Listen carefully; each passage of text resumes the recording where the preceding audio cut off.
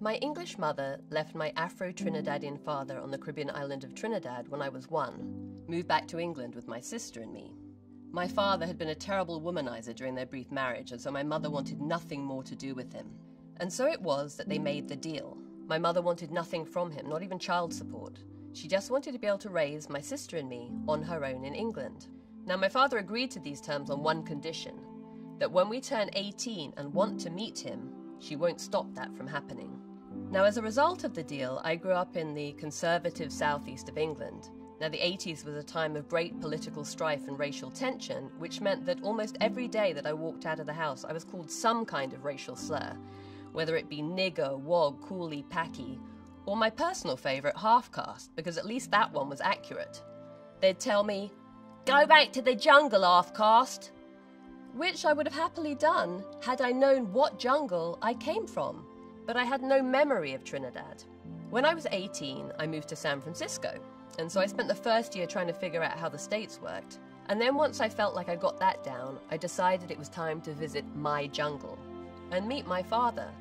And so I wrote a letter to him reminding him about the deal he struck with our mother.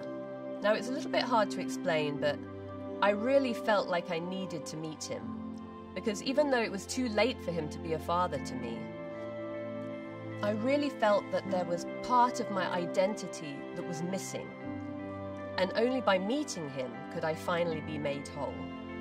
And so Christmas of 1993, I'm on the plane to the Caribbean. Now, the flight to Trinidad isn't exactly how I'd imagined it as a child. I mean, first of all, there's no water or working AC on the plane. But the Trinis turn it into a party, and they share rum and home-cooked food with me and play soca music on the overhead speakers. And soon we are flying high over the azure waters of the Caribbean Sea, speckled with lush green islands. And I pass the time trying to decipher the conversations going on around me in patois. And then soon we're making our final descent into the capital, and the plane makes these violent drops and then bounces onto the runway, but the Trinis celebrate our still being alive. I then follow the Trinis through customs, duty-free, claim my bags, and then join the exit line. Through sliding glass doors, I can see the faces of hundreds of people waiting for their friends and family, with combinations of features that I've never seen before in the UK or the States.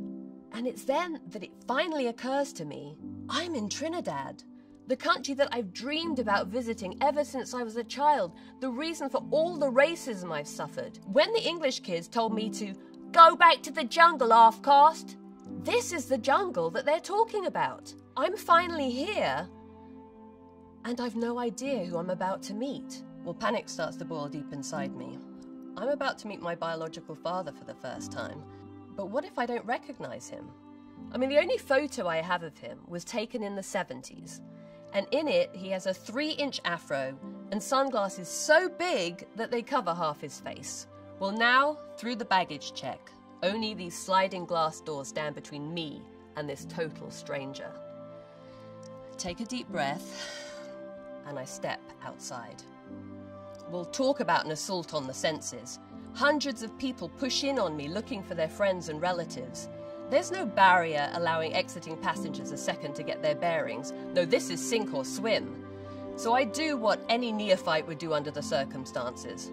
I freeze, clasping my bags towards me, looking around for some kind of sign, something, while the music pounds in my ears and the voices swirl around me in unintelligible patois. A phone, I think, practically at last. That's it, I'll find a payphone and I'll call him. Well, I dive into my backpack and pull out my father's business card, my one link to finding him. At that moment, someone bumps my elbow and I let go of the card. I watch in horror as it floats away from me in slow motion through the sea of legs. Well, I dive for the card onto the filthy concrete, being pushed left and right as people almost trip over me. But I can't find the card anywhere. What am I going to do? Where am I going to go now? It's then that a miracle happens. A clearing opens about 2 arms length in front of me, and in the center is my father's business card. Well, without waiting for a second, I dive for it. But before I can reach it, 2 cream canvas shoes step deliberately in front of me. Well, I forget about the business card and follow the shoes up cream linen pant legs, up the buttons of a short cream shirt, up a long brown neck, and I see it, the face of my father. How could I have been worried about not finding him? I could have recognized that face out of 1,000,000 people, not just the hundreds outside of Trinidad's Piarco airport. It's my face. And as I stand there, this strange emotion washes over me. Love. I can't explain it. God knows he hasn't earned it. It just is. This man is a total stranger to me, but I can't help but love him. Just then, my father's best friend appears in front of us, and with eyes full of delight exclaims, "Oh, Stella, look! She's looked just like you, boy. We daughter home." Not only have I finally arrived in my jungle, but for the first time in my life, standing in front of my father, I'm no longer a half-caste. I'm whole.